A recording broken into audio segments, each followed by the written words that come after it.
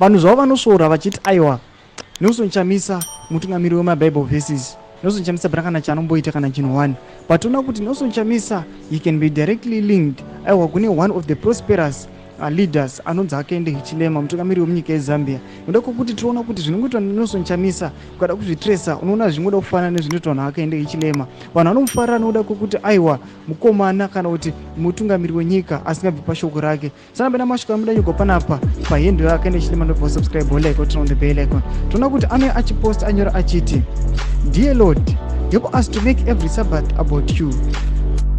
Quiet our hearts, give rest to our souls, and focus our spirit, for true renewal comes only from you.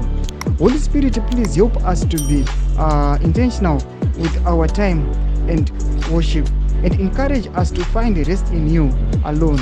In Jesus' name we pray, amen. Happy Sabbath hakaende Hichilema. Tukona anoshare a word from the Bible yari kuyachishare nayo panapa aiwa nevanhu vanotungamirira vatoona kuti anenge achitungamirira vanhu munyika yake Zambia pamwe chete nevamwe aiwa muthe organ yeSabc. Tinoona kuti aiwa hakaende Hichilema anouya anenge achiziva kuti aiwa kuna the Almighty ndokwanoona simba nyange rekutungamirira vanhu. Tinoona kuti tinozvilinga una Nelson Chamisa kune vanhu vaive vanenge vachiti aiwa Nelson Chamisa anoita zvemaBible verses. Pane pamunogona kuona a green light kana kuona kuti side rake rinenge rakati nakewo. We are not supporting him totally, but kuti chimbofungaiwo mota sari rimwe side rake kuti mukaiwanawo mutungamiri a god fearing leader, what do you think anenge akaita sei? Tibotudzai mafungiro enyu muti kudii pamusoro pechiitiko ichi.